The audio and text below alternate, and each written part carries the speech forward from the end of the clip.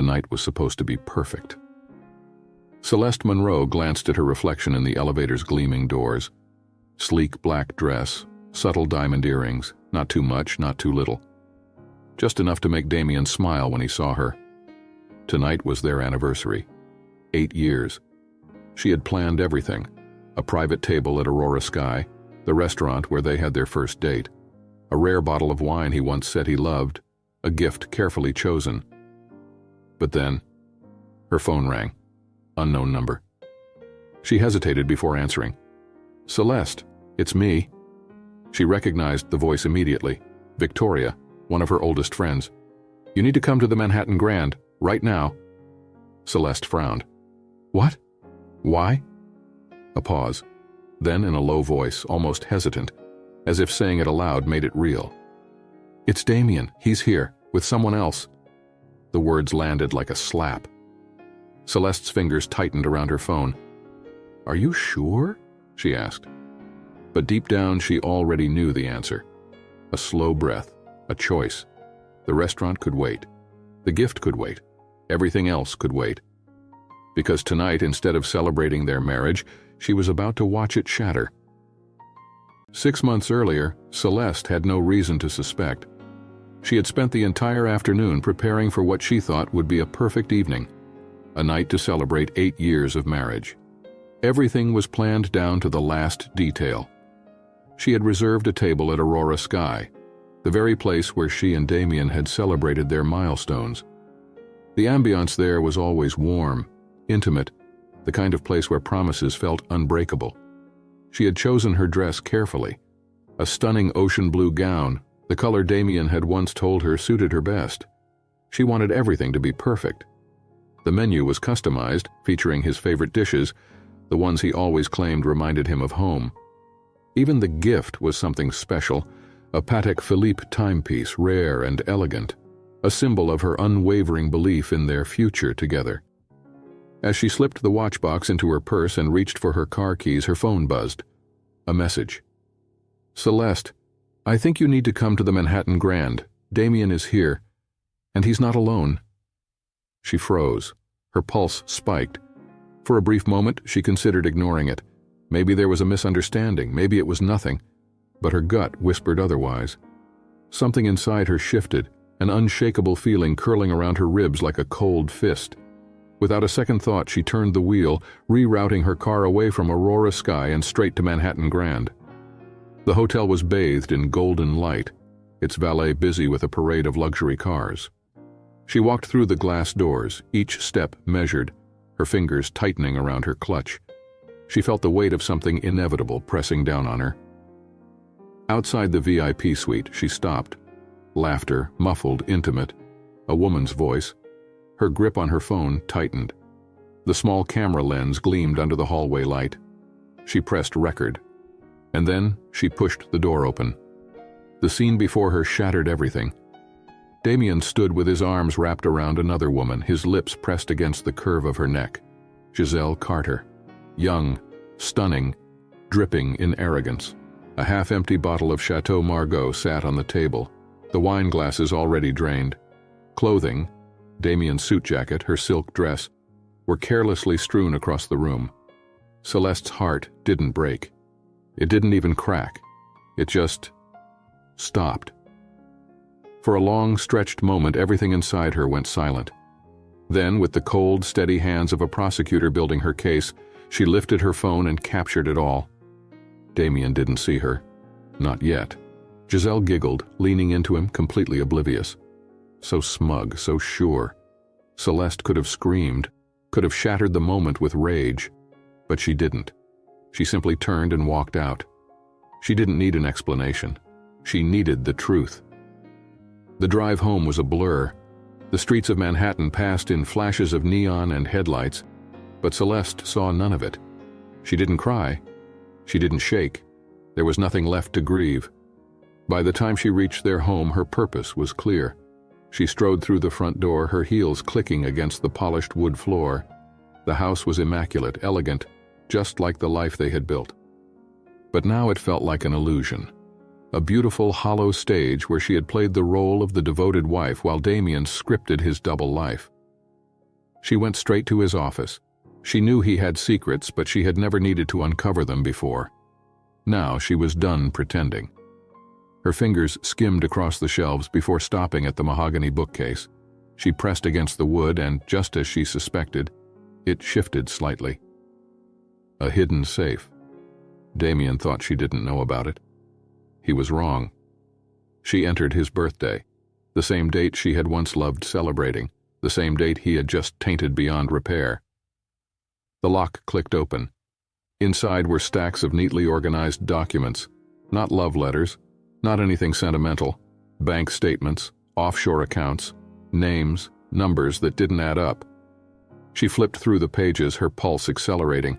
Cayman Islands, wire transfers, hundreds of thousands of dollars, and then the list. Names she recognized, powerful men, business leaders, politicians. This wasn't just financial planning, this was something darker, dirtier. Her breath hitched. Damien wasn't just an adulterer, he was a criminal.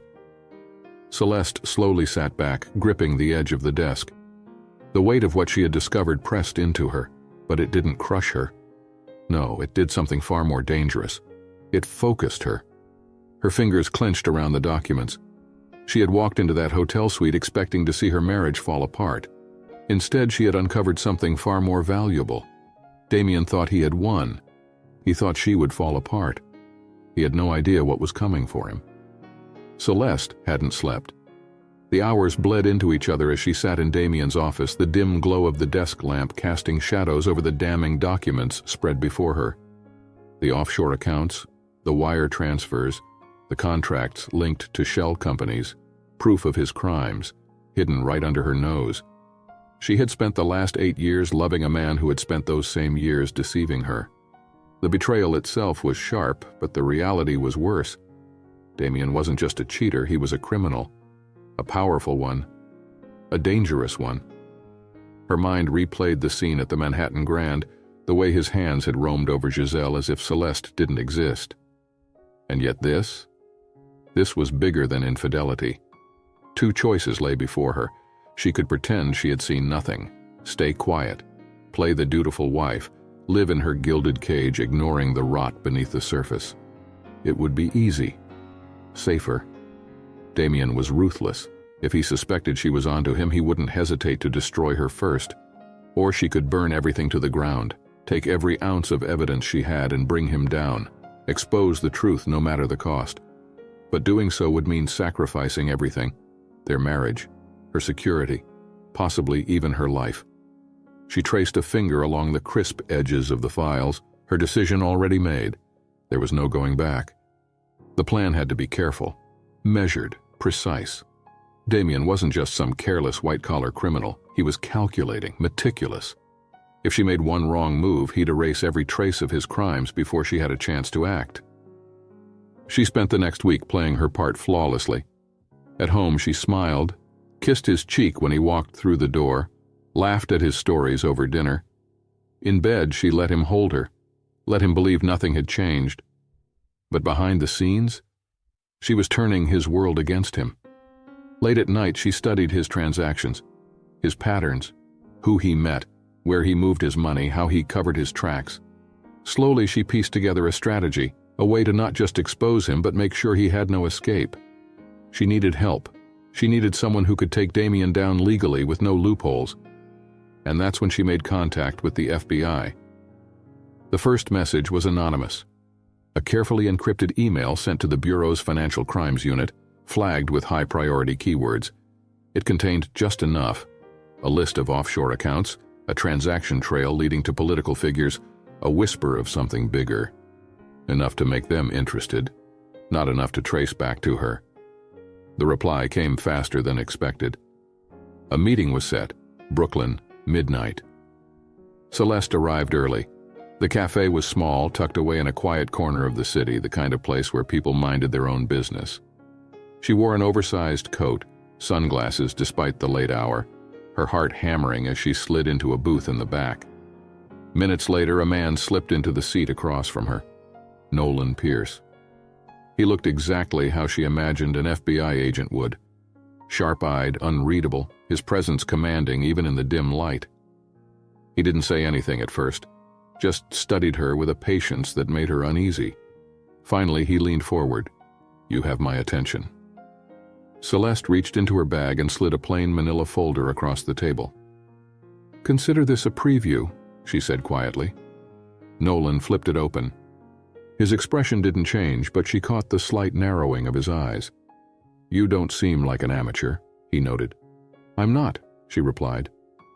He took his time scanning the papers. The cafe buzzed around them, but in their corner it felt like the world had narrowed to just this moment. "This is strong," he admitted, "but it's not enough. People like Damian Brooks, they don't fall easily."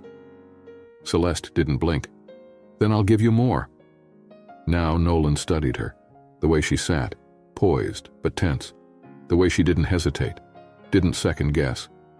Then he asked the question she'd been expecting. "Who are you?" A long silence, and then, with perfect clarity, the moment she truly sealed Damian's fate, Celeste lifted her chin and answered, "I'm his wife." Nolan exhaled sharply as if weighing what that revelation meant. The dynamic had just changed. "That makes this personal," he said. Celeste gave a dry laugh. "You think?" He tapped a finger against the folder. "Damian Brooks isn't just a name in our system. He's careful. He covers his tracks. If you're serious about bringing him down, understand that you're playing with fire." Celeste met his gaze without flinching. "I'm not afraid of fire." A beat of silence. Then he nodded. "All right. But if we do this, we do it right. No room for mistakes, no backing out. I wouldn't have come here if I wasn't ready." For the first time, something like respect flickered in Nolan's expression. "We'll be in touch," he said, sliding out of the booth, disappearing into the night as quickly as he had come. Celeste stayed a moment longer, letting the weight of what she'd just done settle in her bones. There was no turning back now. The next few weeks became a dangerous game of cat and mouse. Celeste and Nolan worked in secret, deciphering the cracks in Damian's empire. The offshore accounts, classic laundering tactics but traceable. The shell companies, a web of deception but with weak links. The investors, influential but reckless. One of them would crack under pressure. But it wasn't enough to have proof. They needed Damian to make a mistake. For that, they needed leverage. And the perfect pawn was already within reach. Giselle. Celeste had spent enough time studying Damian to know one thing: he never played fair. And now, neither would she. Celeste had spent years understanding people, how they thought, what drove them, how easily their weaknesses could be exploited. She didn't have to break Giselle Carter. Giselle would do it herself. All Celeste had to do was nudge her in the right direction. She sat in her office, the glow of her laptop screen illuminating her face. With steady hands, she typed out an email from an untraceable burner account. Simple, subtle, but sharp enough to plant a seed that would grow into full-blown destruction. "You think Damian really loves you? You're just another name on a long list of women he's used and discarded. If you don't believe me, check for yourself. Be careful before it's too late." Attached was a forged legal document drafted with meticulous care. It appeared to be an agreement between Damian and his lawyer, stating that if he ever ended things with Giselle, she would walk away with nothing. Celeste hovered over the send button for a moment, savoring the irony of it all. Then she sent it. And just like that, the game had begun. Giselle Carter prided herself on being different. She wasn't just another woman in Damian Brooks's life. She was the one he had chosen, the one he had risked his marriage for, the one he would eventually marry once Celeste was out of the picture. Or at least that's what she had believed. Until she saw the email. The words burned into her brain, the unease creeping into her chest like a slow-moving poison. She told herself it was a lie, a pathetic attempt to rattle her. But the doubt had already settled, and she couldn't ignore it. So, that night, when Damian was fast asleep beside her, she quietly slipped out of bed, grabbed his laptop, and began searching. She found nothing at first, until she dug into his legal documents. And there it was. A contract. Not the one from the email, but something far worse. There was no clause guaranteeing her anything, no mention of marriage. She scanned through property deeds, investment records, and banking statements.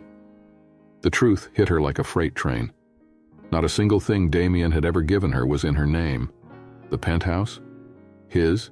The luxury car? Leased under one of his companies? The diamond bracelet he gifted her on her birthday, paid through a corporate expense account? Her stomach churned. She had been played. She clenched her fists, breathing heavily. She wasn't going to be another disposable woman in his life. She had worked too hard, sacrificed too much. If Damien thought he could get rid of her so easily, he had another thing coming.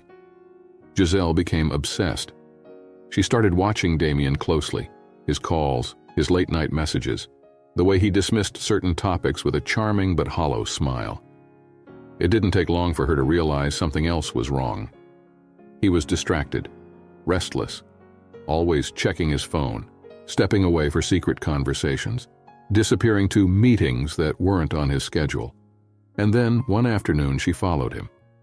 She told herself she wasn't crazy, that she wasn't one of those women who spied on their lovers out of insecurity. But this wasn't insecurity. This was survival. She tailed him from a distance, watching as he pulled into a sleek office building on the Upper West Side, the kind of place that catered to men with too much money and too many secrets. And when she crept closer, pressing her phone against the crack of the slightly open door, she heard something she wasn't supposed to. "We need to move the money offshore by the end of the quarter. The heat is coming and I don't need loose ends." "And what about your wife?" A pause. "Celeste won't be a problem." The breath in her throat turned to ice. She hit record. Giselle had a choice to make. She could pretend she never heard it. Go back to Damien, act as if everything was normal, hope that he would eventually make good on his promises. Or she could burn him first. It took her less than an hour to compose a reply to the anonymous email. "I want to talk. I have proof." She attached the recording. The email was sent. The response came within minutes. "Good, let's make a deal." Celeste read Giselle's message with an unreadable expression. The pawn had moved itself into place. Giselle had handed over exactly what she needed: a direct admission of financial crimes, a conversation recorded straight from Damien's own mouth. And the best part? Damien had no idea. Celeste leaned back in her chair, exhaling slowly. She had just secured her first real weapon in this war. Giselle thought she was making a deal, but the truth was, she had already lost. Celeste smiled to herself. Step one was complete, and Damien was playing a game he couldn't win. Monday mornings at Brooks Enterprises were usually smooth. Damien walked into his office with the same unshakable confidence he carried everywhere. His empire was thriving, his influence untouchable. As he adjusted his cuffs and settled into his chair, he expected nothing out of the ordinary. That expectation was shattered the moment his assistant, Lillian Carter, burst through the door. She never interrupted him without a reason, but today her face was pale, her voice urgent. "Sir, we just lost the Wellington contract."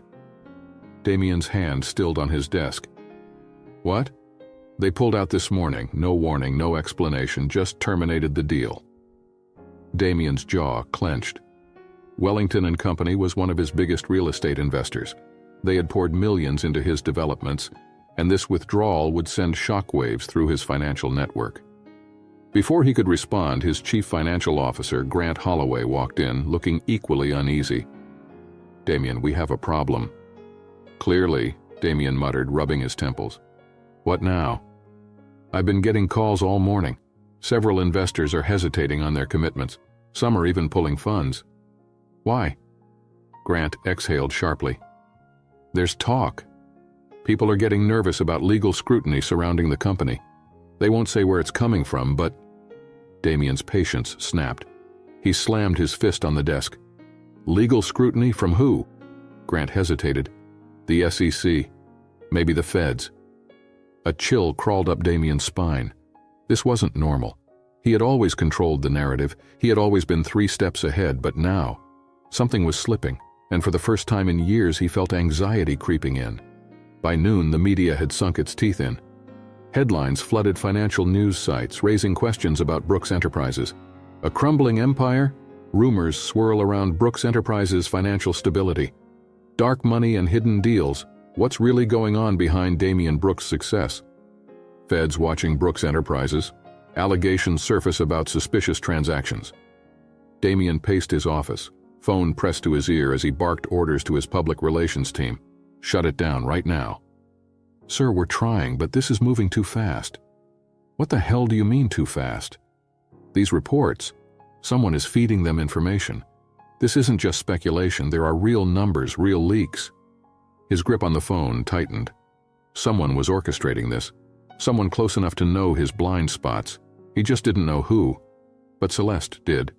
She was the one planting the seeds, ensuring that every whisper turned into a wildfire.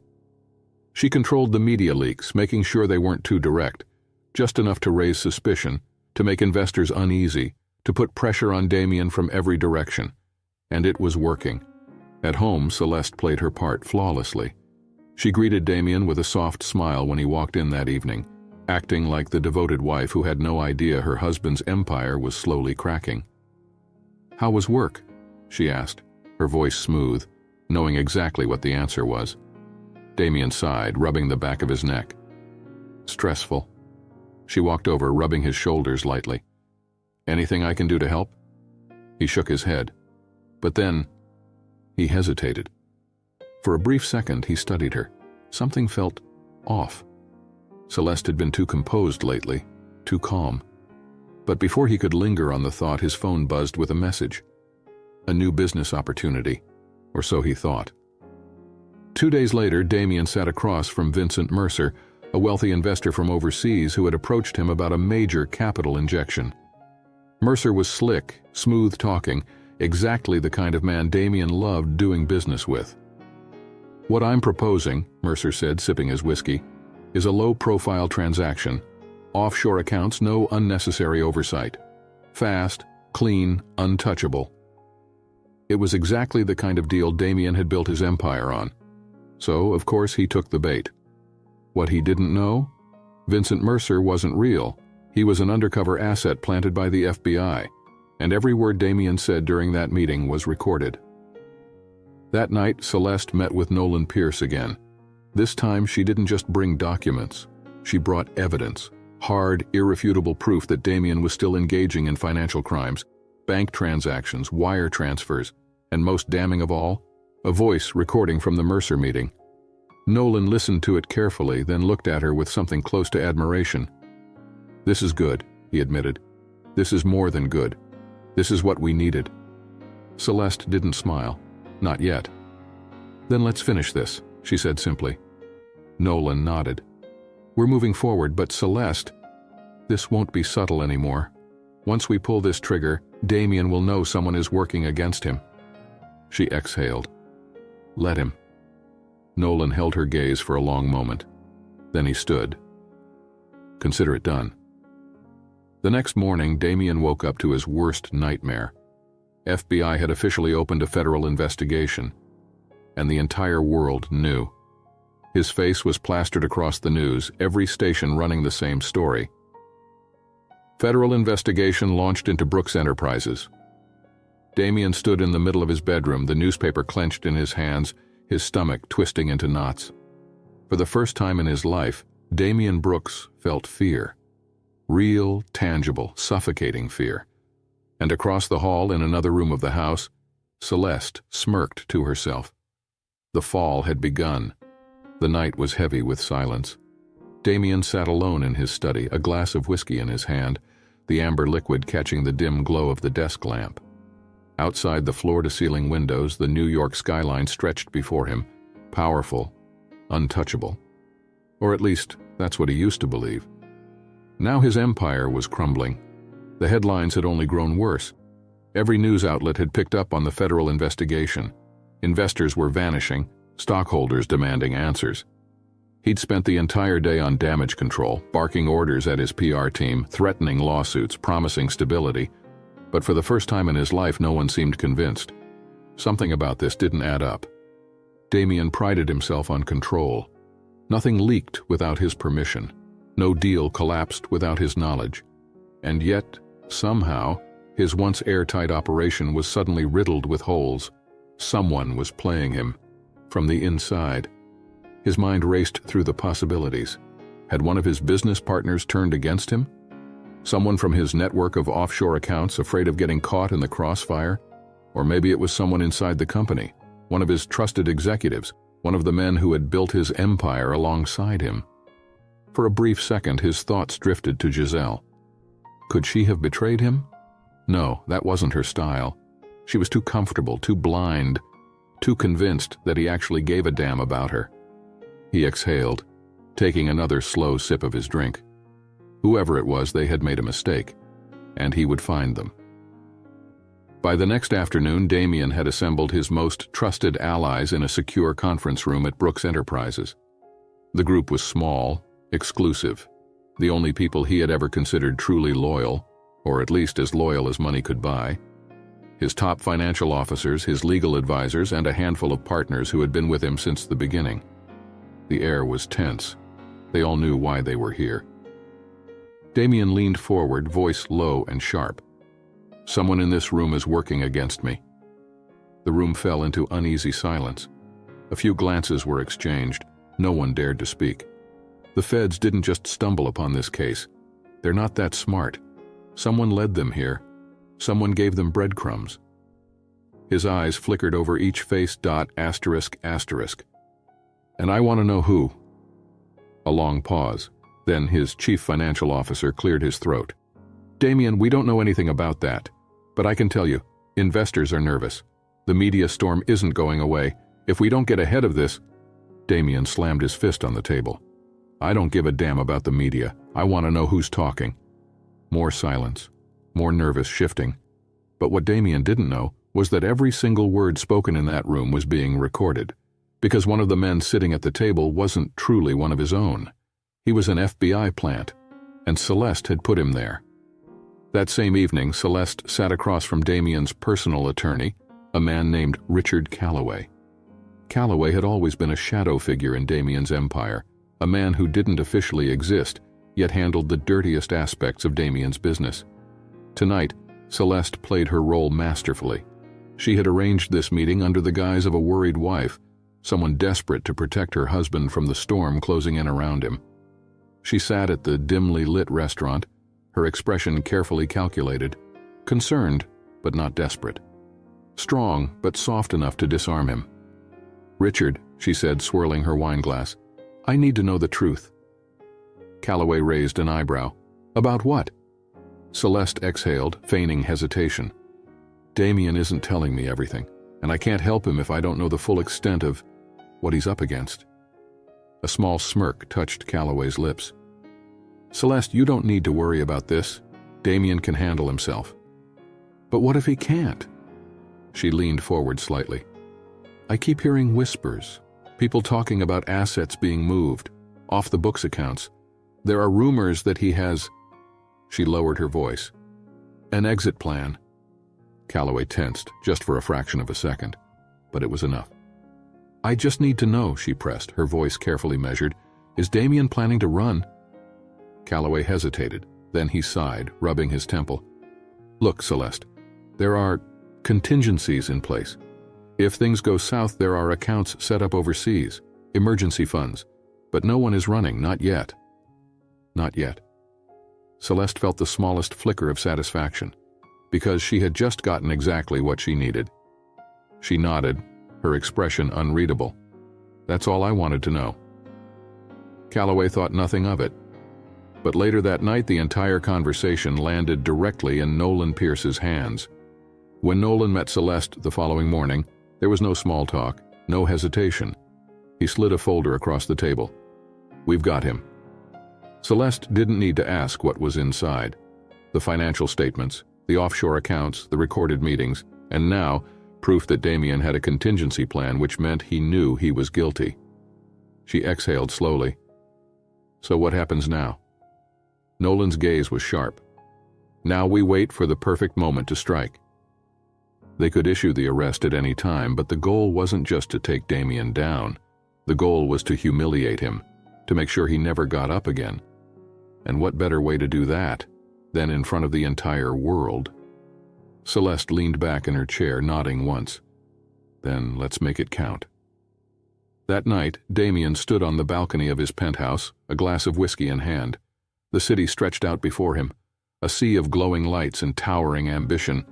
This was his kingdom, his empire, and he had no idea that by the end of the week, he would lose it all.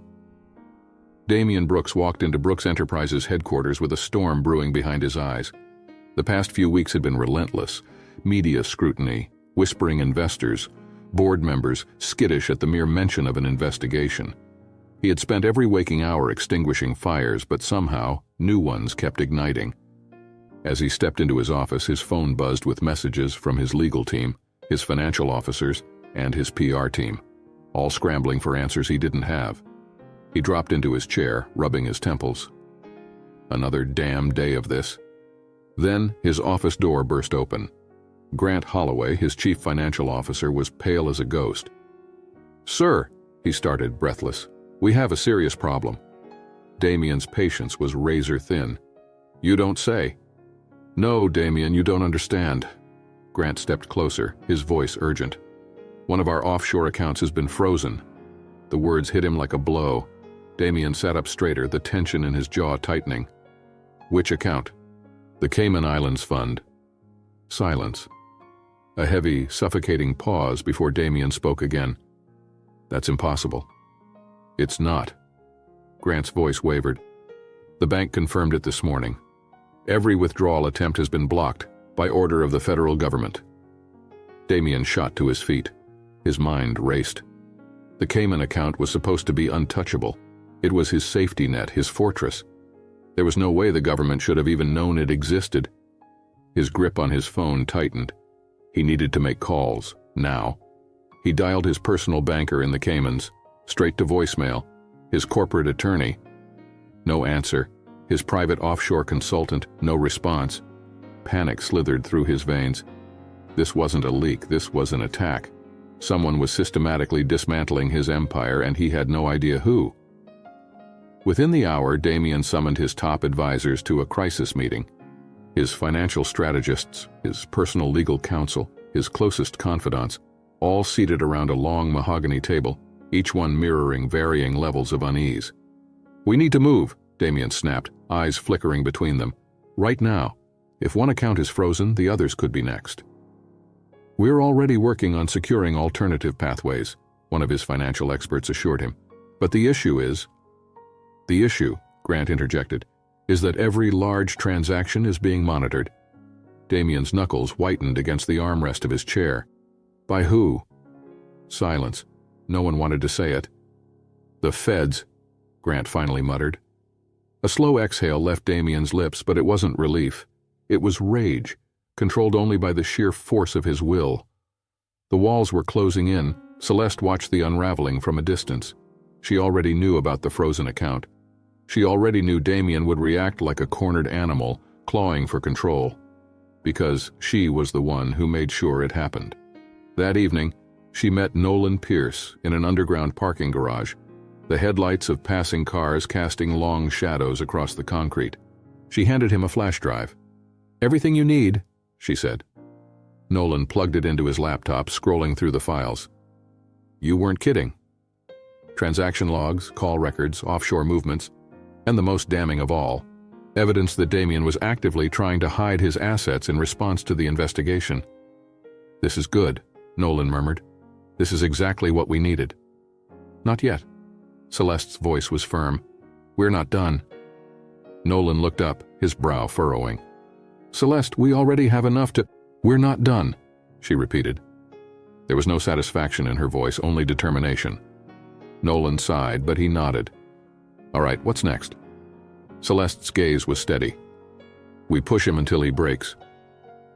That night, Damien sat at the dinner table, but he wasn't eating. Celeste sat across from him, watching him. Always watching. He was distracted, barely touching his food, his fingers constantly gripping his phone, refreshing his messages. And for the first time, he wasn't hiding his frustration. He was unraveling right in front of her. Celeste set her fork down. "You seem tense." Damien didn't even look up. "I'm fine." She leaned forward slightly, tilting her head. Are you? That got his attention. His eyes snapped to hers, dark and assessing. For a moment, something unreadable flickered across his face.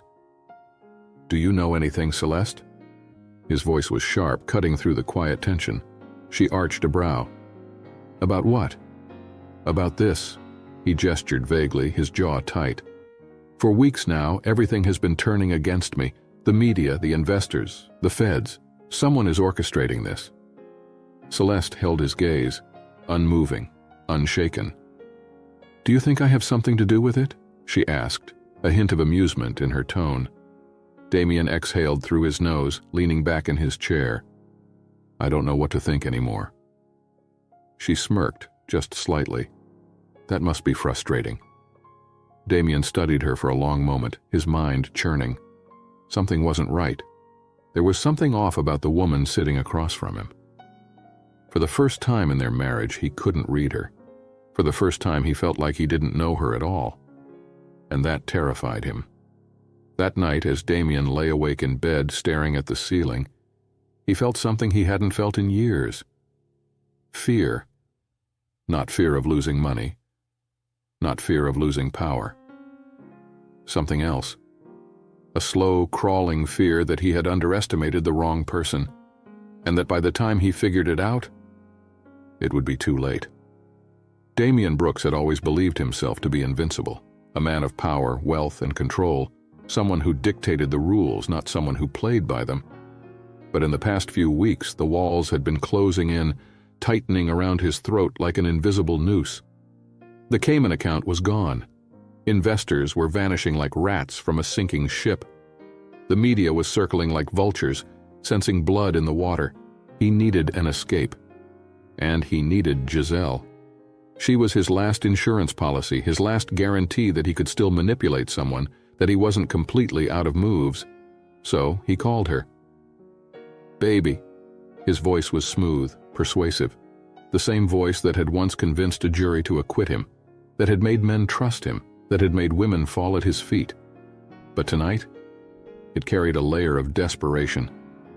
I need you, sweetheart, he murmured, lowering his tone just enough to sound like a man seeking refuge, a man willing to bare his soul. We need to get out of here. Just you and me. I've made arrangements. Private jet, new identities. We'll go somewhere no one can touch us. He fed her the dream, the oceanfront villa, the designer wardrobe, the endless luxury. It's all waiting for us, he whispered, but you have to trust me. What he didn't know was that Celeste had already been there first. Giselle Carter had spent most of her life believing in fantasies, the one where she was the exception, not the rule, the one where men like Damien didn't use women like her and discard them when it suited them, the one where she wasn't just another beautiful but replaceable distraction. But tonight, the illusion had shattered. Celeste Monroe had made sure of it. They had met earlier that evening in a private VIP lounge, the kind of place where New York's elite conducted business that was never spoken about in daylight.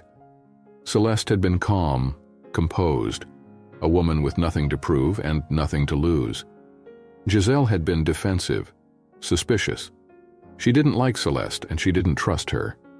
But then, Celeste had slid the documents across the table. A confidential contract drafted by Damien's legal team months ago. A contract that stated in clear, irrefutable language that if Damien ever decided to end things with Giselle, she would walk away with nothing. No money, no assets, not even the penthouse she thought was hers. This is a lie, Giselle whispered, but her voice wavered. Celeste smiled slightly, a slow, knowing expression. Is it? She leaned back, swirling her wine glass. You know the truth, Giselle. You've just been avoiding it. Giselle gripped the papers, her hands shaking. Why are you telling me this? Because, Celeste's voice was soft, almost sympathetic. When he falls, he's going to take you down with him. And you don't seem like the kind of woman who enjoys being disposable. The words hit harder than any slap. Giselle had spent years convincing herself that she mattered to Damien, that she was different. But now, she saw it for what it was. She wasn't different. She was a pawn, a beautiful, easily replaceable pawn, and she wasn't going to let Damien use her like that anymore. 2 hours later, Giselle Carter walked into an FBI office and signed her name on an official statement. The recording she had taken of Damien discussing offshore laundering turned over. The text messages, emails, and photos of illegal contracts he had sent her. Handed in. The meetings she had attended, where Damien had boasted about outsmarting regulators and buying off politicians, all laid out in black and white. She had given them everything. And with that signature, she sealed Damien's fate. Celeste watched from a distance as the last piece of the puzzle fell into place. With Giselle's testimony, the FBI now had irrefutable, undeniable proof. Damien wasn't just under investigation anymore. He was about to be charged. But she wasn't done. Damien Brooks wasn't just going to prison. He was going to be destroyed. That same night, she leaked the final pieces of evidence to the press. She made sure it landed on the desks of the city's most powerful journalists, the ones who thrived on scandal, on exposing the corrupt, on taking down the mighty. By morning, Damien's face was on every major news site, television broadcast, and financial blog in the country. Billionaire Damien Brooks at the center of massive money laundering scandal. FBI expected to issue arrest warrant for real estate tycoon. New York's golden boy turns out to be its biggest con artist. The public devoured the news. Social media exploded. And at the heart of it all, Damien was watching his empire burn in real time. Damien woke up that morning with the world crumbling beneath him. The second he saw the headlines, he knew. He wasn't being targeted anymore. He was being eradicated. The glass in his hand shattered as he threw it across the room, the red wine staining the expensive white rug beneath his feet. His phone was already ringing. His lawyers, his investors, the board of directors. No one had answers. No one could fix this. He grabbed his phone and called Giselle, straight to voicemail. He dialed again. Nothing. Panic surged in his chest. He tried her hotel, her assistant, even her driver. No response. Then, his phone buzzed with a message. A single text from an unknown number. A number he recognized. Celeste. Game over, Damien. He stared at the words, his breath shallow, his pulse pounding in his ears. For the first time he saw it. The invisible hand that had been moving the pieces, the force that had been pulling the strings, orchestrating his downfall. It had been her all along. Celeste Monroe, his wife, the woman he had underestimated, the woman who had just ended him. The Brooks estate stood in eerie silence, a fortress of wealth and power that had once felt unshakable. But tonight, it felt like a prison. Damien Brooks sat alone in his private study, the dim golden light from his desk lamp casting sharp shadows across his face. His fingers tightened around the crystal tumbler of whiskey, his jaw clenched so tightly it ached. The amber liquid inside barely rippled, but his world? It was crumbling. His laptop screen was filled with headlines that sent rage spiraling through his veins. Brooks Enterprises under federal scrutiny, FBI investigation imminent. Money laundering scandal? Damien Brooks' empire teeters on the edge. Sources confirm a high-profile arrest may be on the horizon. His grip on the glass tightened until crack. The sound echoed in the silence as fractures spread through the crystal, a perfect metaphor for the empire he had spent years building. Someone had done this to him. Someone was pulling the strings, orchestrating his downfall. But who? He ran through the list of names in his head, each one a potential traitor. His business partners? Some of them had already distanced themselves, playing innocent while secretly covering their own tracks. His board members? Cowards. They would abandon him the second things turned ugly, but none of them had the intelligence or the balls to go against him this way. His closest executives? He had always ruled with an iron fist. Had one of them finally snapped? Then his thoughts landed on Giselle. Damien leaned back in his chair, exhaling slowly, his mind calculating. Could she have turned against him? She was furious when she found out about the exit plan, about the fact that she had never been more than a temporary amusement to him. But Giselle was a liability, not a mastermind. She was reckless, emotional, easily manipulated. There was no way she had the capability to orchestrate something this intricate, this methodical.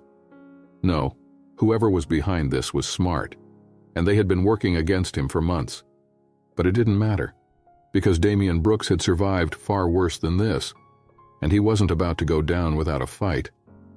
That night, he called a meeting at the firm. The conference room was colder than usual, or maybe that was just his perception, his world tilting, the balance shifting under his feet. His top financial officers sat stiffly in their seats, nervous, silent. His attorneys exchanged subtle glances, carefully avoiding his gaze. They had read the same headlines he had. They knew what was coming. Damian leaned forward, his voice low, controlled, but dangerously sharp. "Someone in this room knows something." No one spoke. "You're going to tell me," he continued, his fingers tapping against the polished oak table. "Who's feeding the media? Who's feeding the feds?" Still, silence. A muscle in his jaw twitched. "Let me make this clear. If I go down, so do you." One of his lawyers cleared his throat, shifting in his seat. "Damian, it's not that simple." "It is that simple." His voice sliced through the tension, his patience razor-thin. Another glance exchanged, another silent admission that they knew more than they were saying. And then it hit him. Some of them weren't just hiding information. They were distancing themselves from him, like rats abandoning a sinking ship. Damian's fingers curled into fists beneath the table. Fine. If they wouldn't protect him, he would protect himself, even if it meant burning every last one of them to the ground. Back at home, Celeste watched him quietly. She saw the way his shoulders were tense, the way his fingers twitched, the way his jaw was locked in frustration. And still, he didn't suspect her, not even for a second. She had played her role so well that Damian still saw her as nothing more than the devoted wife, the woman who never asked too many questions, the woman who stayed in her lane, the woman who was clueless to the world of power and corruption he thrived in.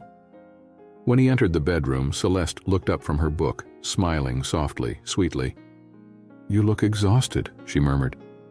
"Everything all right?" Damian studied her for a beat, something flickering in his gaze, a moment of doubt, a second where he hesitated, like an animal sensing a predator in the shadows. Then he shook his head. "It's just business," he muttered, stripping off his tie. Celeste hid her smirk behind the pages of her book. He still didn't see it. Didn't see the noose tightening around his neck, and by the time he did, it would be too late. The next morning, Damian made one last move. If the world wanted a scandal, he would give them a spectacle. He would prove that he wasn't finished, that Brooks Enterprises was still strong, that he was still in control. He would host the most extravagant party New York had ever seen, a lavish, high-profile affair packed with CEOs, politicians, investors, media moguls, all the people whose opinions mattered. A night that would rewrite the narrative. He would stand before them, deliver a speech that would restore confidence in his empire. He would announce a major new investment deal, secure new funding, make the world forget the whispers of an investigation. And most importantly, he would remind everyone that Damian Brooks was still untouchable. Celeste watched as the invitations went out. As Damian personally ensured every major player in the city would be there. As he set the stage for his own destruction, she said nothing. She simply waited. Because in less than 24 hours, the man who thought he owned the world would lose everything. And this time, it would happen in front of an audience. The Langston Grand Hotel stood in all its opulence, its grand ballroom glowing under crystal chandeliers, a stage set for the city's most elite. Tonight, Damian Brooks was hosting what he intended to be the event of the year. The guest list was impeccable.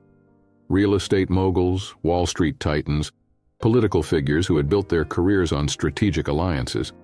Even members of the press, carefully selected, stood poised with champagne glasses in hand, waiting for the night's inevitable headlines. Everything was perfect, at least on the surface. Silver trays of caviar and foie gras glided through the crowd. Champagne flutes clinked in polite toasts. The air was thick with perfumed elegance.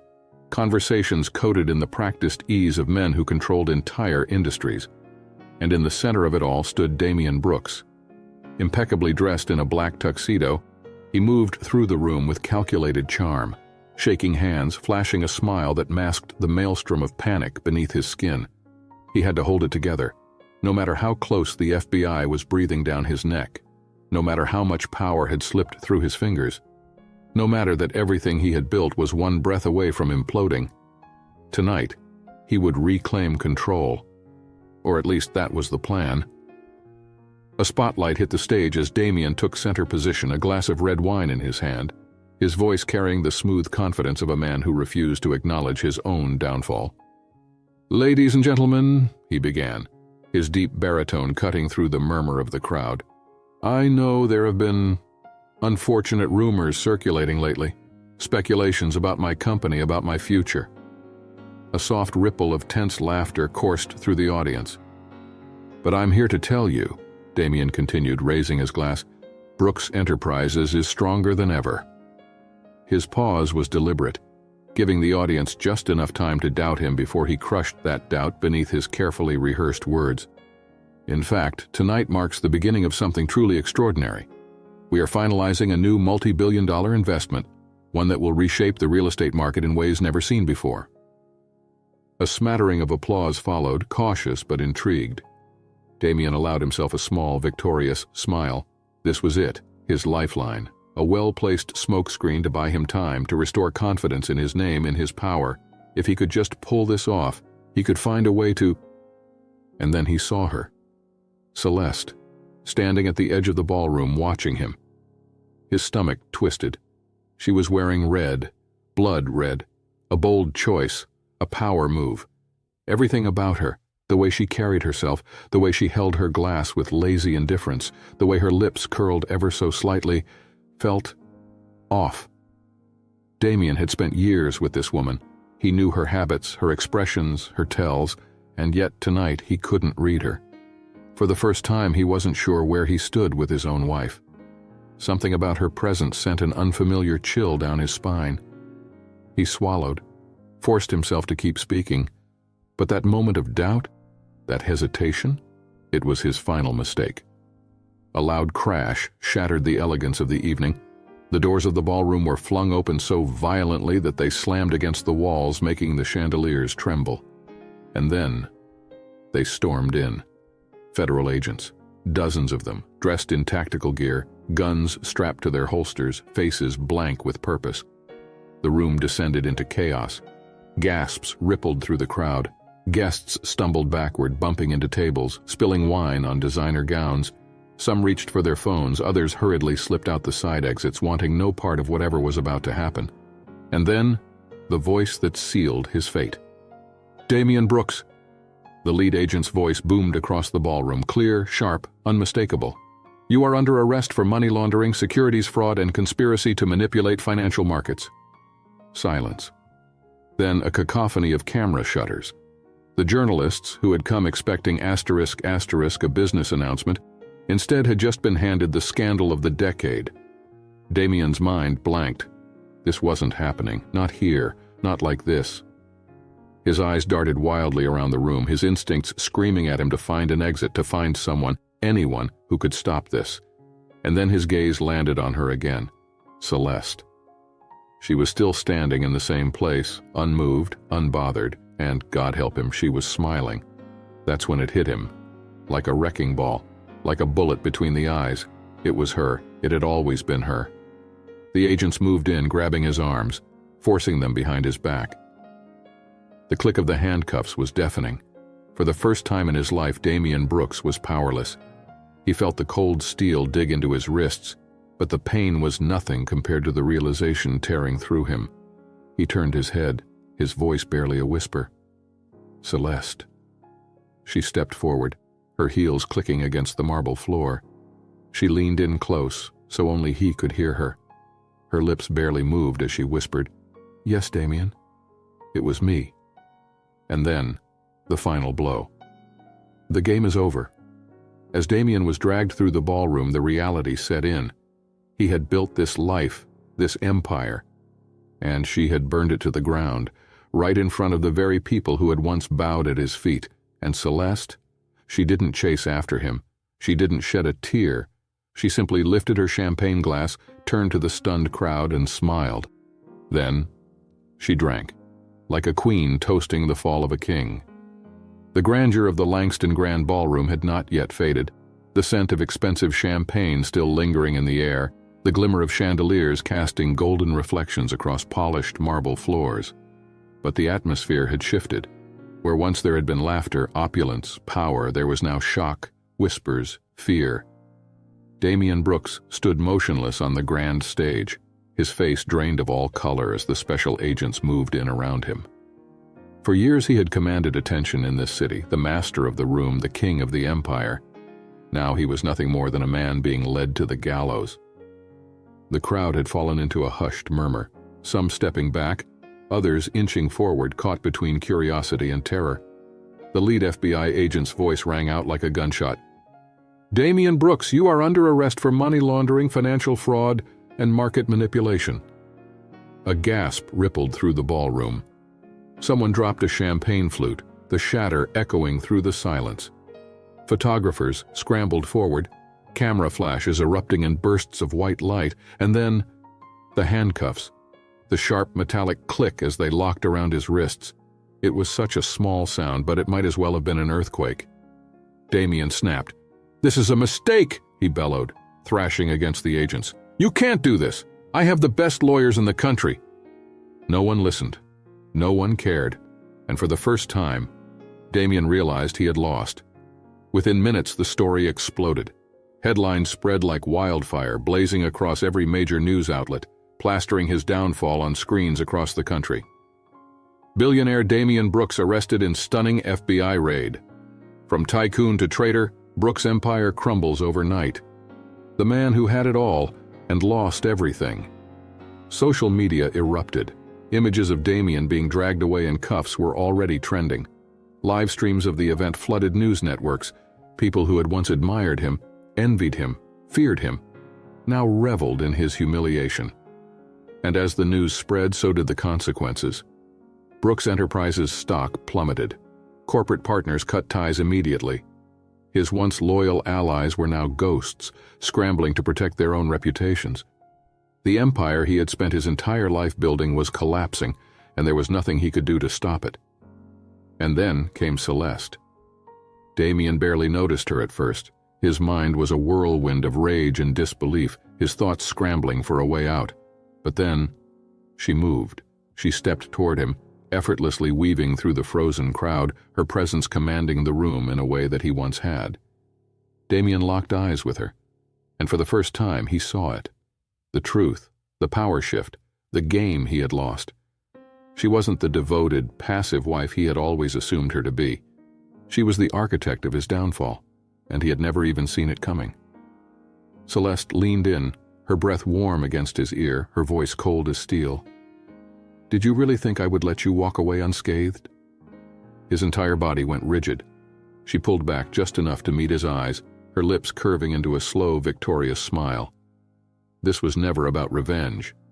This was about justice, and he was finally paying the price. Across the room, Giselle Carter was unraveling. Her breath came in short, panicked gasps as she took in the scene. Damian, handcuffed, humiliated, powerless. This wasn't how it was supposed to go. She had bet everything on this man, her time, her beauty, her loyalty. And now she was nothing but a footnote in his scandal. She could feel the whispers creeping in, judgmental gazes slicing into her. Was she involved? Do you think she knew? What's going to happen to her? The panic hit her like a tidal wave. She needed to get out. Without thinking, Giselle ripped off her heels and bolted. Her bare feet slapped against the cold marble floors as she fled the ballroom, escaping into the night like a ghost. But it didn't matter, because by morning the world would know exactly who she was. Damian struggled against the agents, his face twisted with fury, but Celeste only watched. She didn't say another word. She didn't have to, because there was nothing left for him to say. As he was dragged through the ballroom, the last thing he saw was Celeste standing tall, her gaze unwavering.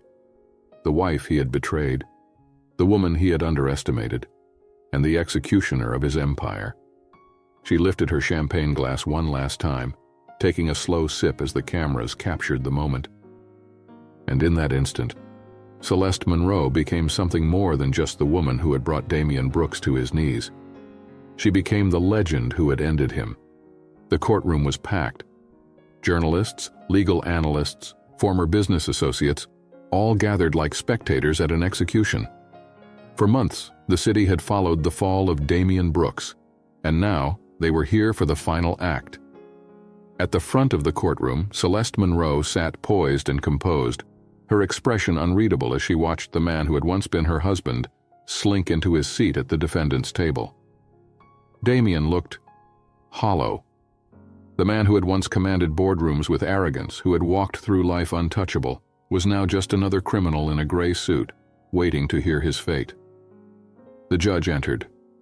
The courtroom rose in unison before settling back down in tense anticipation. The final verdict was about to be delivered. The defense attorney launched into one last desperate plea. "Your Honor, my client acknowledges his mistakes." Celeste resisted the urge to laugh. Mistakes? This wasn't a man who had made mistakes. This was a man who had built an empire on lies, who had betrayed and manipulated without remorse, who had thought himself untouchable, until she had made sure he wasn't. The prosecution didn't even bother refuting. The evidence was insurmountable. Everyone knew there was only one way this could end. The judge lifted the file in front of him, clearing his throat. The room fell silent. "Damian Brooks," the judge's voice rang out, unwavering, absolute. "You have been found guilty of all charges, including but not limited to money laundering, financial fraud, and securities manipulation." Damian's fingers gripped the edge of the table, knuckles turning white. The judge's gaze remained firm. "Given the severity of your crimes, this court sentences you to 25 years in federal prison with no possibility of parole." A murmur rippled through the courtroom. Celeste did not react. No satisfaction, no triumph, just cold finality. The gavel struck wood, and just like that, Damian Brooks was over. As the officers moved in to take him away, Damian's body slumped forward. His world had been reduced to nothing, his fortune seized, his name ruined, his empire gone. Everything he had sacrificed, lied for, cheated for, all of it gone in a single ruling. Celeste watched as he was pulled to his feet, wrists shackled. For a fleeting second his eyes met hers, and in them she saw it. The realization, the understanding that he had never stood a chance, that he had played a game where the opponent had been 10 steps ahead the entire time, that Celeste Monroe had beaten him, and there was no coming back from it. Outside the courthouse, the world was waiting. Camera flashes exploded like fireworks. Microphones were shoved forward. Questions were hurled in rapid succession. "Miss Monroe, how does it feel to bring down Damian Brooks? You just put away one of the most powerful men in New York. What's next? Do you think he got what he deserved?" Celeste didn't stop walking. She had no interest in gloating. Justice had been served. That was enough. Still, the entire country was watching. So as she reached the courthouse steps, she finally turned. Her lips curved into a subtle, knowing smile. Then she simply said, "He got exactly what he earned." The moment went viral within minutes. Celeste Monroe, the woman who took down a titan. The sun was warm as she stepped away from the chaos. For so long she had been trapped, by deception, by betrayal, by a man who had thought he owned her fate. But now she was free. She slowed her steps as she reached the edge of the courthouse steps, glancing down at the one last reminder of the life she had left behind. Her wedding ring. It had been there on her hand through every lie, every broken promise, every whispered manipulation, a symbol of the woman she had once been. Celeste exhaled. Then she slid it off. For a second, she simply held it between her fingers, studying it. And then she tossed it. The small, gleaming band landed with a soft clink in the trash bin beside her. She didn't look back, didn't hesitate, didn't regret it for a second, because she wasn't that woman anymore. She was something more. She was reborn. And as she walked into the sunlit streets of New York, head held high, a quiet smirk playing at her lips, Celeste Monroe was finally the one writing her own story. In the end, power is never as permanent as those who wield it believe. Empires rise and fall built on ambition, greed, and deception, only to be undone by their own arrogance. The illusion of control can shatter in an instant, exposing the truth beneath, that no one is untouchable, no fortress is impenetrable, and no betrayal goes unpunished forever. But justice is not always swift. Sometimes it is quiet, patient and calculated. It waits in the shadows, watching, biding its time, ensuring that when the final reckoning comes, it is not just a fall, but a lesson, a reminder that no matter how high someone climbs, they are never beyond consequence. And for those who have been wronged, those who have endured in silence, those who have suffered at the hands of deception, there is a choice: to let the past define them or to rise from it, to seek revenge or to reclaim their power, to be consumed by bitterness or to step forward into a new beginning. Because in the end, true victory is not in destruction, but in liberation.